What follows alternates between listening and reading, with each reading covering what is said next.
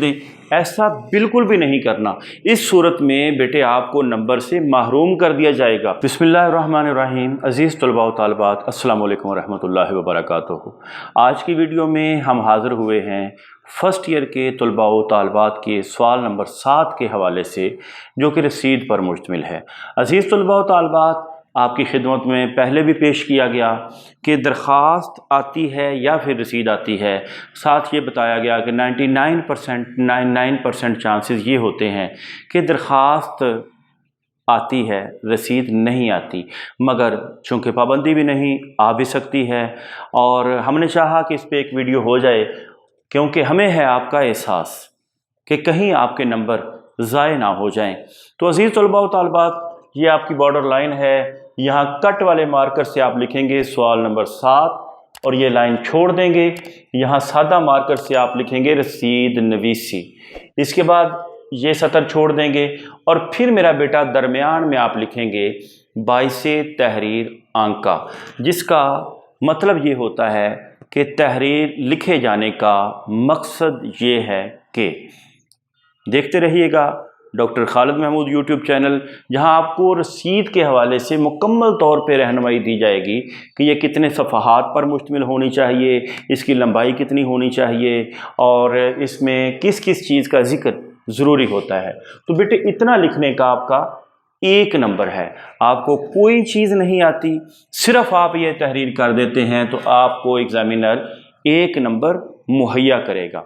इसके बाद बेटे इसकी रसीद की बॉडी है, जिसमें मुकम्मल तफसीलात देनी होती हैं आपने जिस चीज़ के बारे में आप रसीद लिख रहे हैं। मसलन आप लिख रहे हैं एक मोटरसाइकिल की लेन देन के हवाले से रसीद, तो आप मेरा बेटा लिखेंगे मोटरसाइकिल का रंग ये है, कंपनी ये है, इंजन नंबर ये है, रजिस्ट्रेशन नंबर ये है, चेसी नंबर ये है और कितने किलोमीटर चला हुआ है, ये चीज़ें। और फ़र्ज़ कर लें कि अगर आप किसी जानवर की रसीद लिख रहे हैं, उसमें लिखेंगे उसका कद कितना है, उसके साथ कोई उसका जानवर है या नहीं है, और अगर बड़ा जानवर है तो फिर आप मेरा बेटा उसके साथ लफ्ज़ लिखेंगे रास का, और अगर छोटा है, बकरा है, बकरी है, दुम्बा है, भेड़ है, तो उसके साथ आप लफ्ज़ लिखेंगे शाख का। तो मुकम्मल तफसीलात यहाँ पे, पैसे भी लिखेंगे मुबलिग 4000 रुपये, दोनों सूरतों में 4000 डिजिट्स में भी और उर्दू में भी। निसफ जिनके 2000 रुपये होते हैं, फ़लाँ शख्स से जिसकी वल्दियत ये है, पता ये है, से इस शख्स ने वसूल पा लिया है, रसीद लिख दी है ताकि सनद रहे और वक्त ज़रूरत काम आ सके। इस नफ्स मज़मून के बेटे 5 नंबर हैं। अब बारी आती है अल अब्द। अल अब्द 22 तहरीर आंका की सीध में आप लिखेंगे अल अब्द। इसका मेरा बेटा 1 नंबर होता है, जिसमें आपने लिखना होता है नाम, वल्दियत, पता, कार्ड नंबर। मैंने डॉट्स लगाए हुए हैं, आप भी डॉट्स लगा सकते हैं, फर्जी नाम भी लिख सकते हैं। दोनों सूरतों में आपको नंबर मिलेगा। इसके बाद बेटे गवाहशुद सोच रहे होंगे कि 2 गवाह क्यों?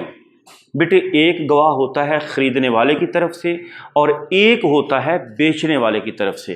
तो दोनों गवाहान में यही चीज़ आप दोबारा यहाँ पर पुट करेंगे, यहाँ पर पुट करेंगे।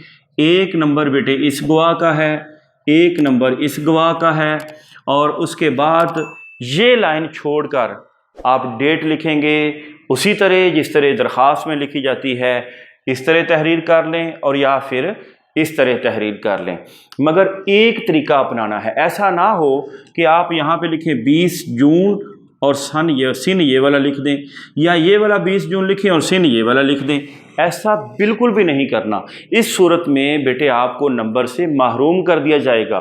तो 1 नंबर मेरा बेटा दरख्वास्त लिखने का, तारीख़ लिखने का होता है। तो इस अंदाज के साथ ये 1 2 3 4 5 और 5 10 नंबर रसीद के पूरे हो जाते हैं। इसकी तवालत बेटे 1 सफ़ा से ज़्यादा नहीं होनी चाहिए। इसमें चीज़ की तफसीलात पूरी तरह बयान की गई हों। उम्मीद है कि आप रसीद के लेक्चर के हवाले से इल्म के बहुत बड़े शनावर बन चुके होंगे। अपना बहुत सारा ख्याल रखिएगा। मिलते हैं अगली वीडियो में। अल्लाह हाफिज़।